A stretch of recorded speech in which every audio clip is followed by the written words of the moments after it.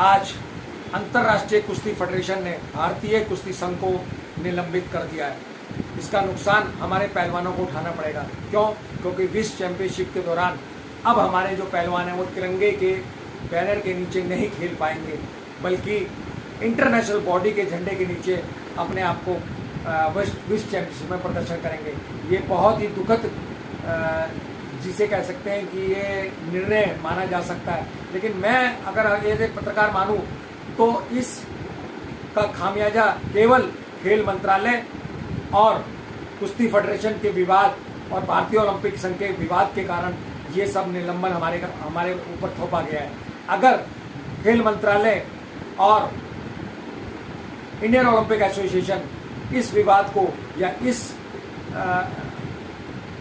के संबंध में आपस में तय करता तो शायद ये मामला नहीं होता। आपको मालूम होगा कि भारतीय कुश्ती फेडरेशन के अध्यक्ष जो रहे थे ब्रजभूषण सिंह, उस पर कुछ पहलवानों ने यौन शोषण का मामला दर्ज कराया था, जो अभी कोर्ट में चल भी रहा है। इसी के कारण ये विवाद चलता चला गया। एक समय ऐसा था कि मई के अंदर ये चुनाव होने थे भारतीय कुश्ती संघ के, लेकिन इसको टाल दिया गया।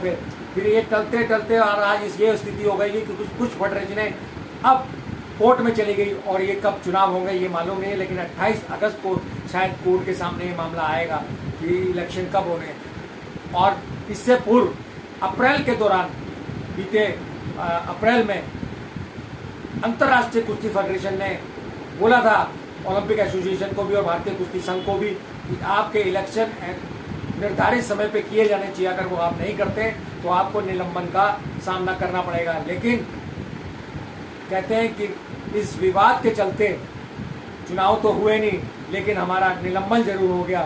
तो मैं तो यही कहूँगा कि ये जो निलंबन हुआ है इससे पहलवानों को सबसे ज़्यादा नुकसान हुआ। विश्व चैंपियनशिप का ट्रायल भी शायद पटियाला NAS में होने वाला है।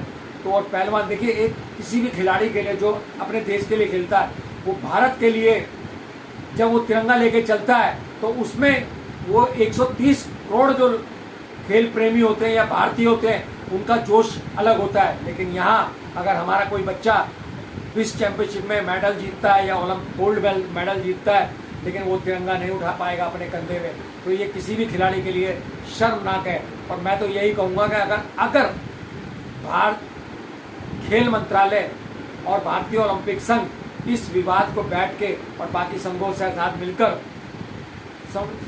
तरीके से जैसे तटस्थ कमेटी बनाई थी, अगर वो इस विवाद को वो सुलझा लेती या अपनी दूरदर्शिता दिखाती तो शायद भारतीय पहलवानों को ये दिन नहीं देखने को मिलते।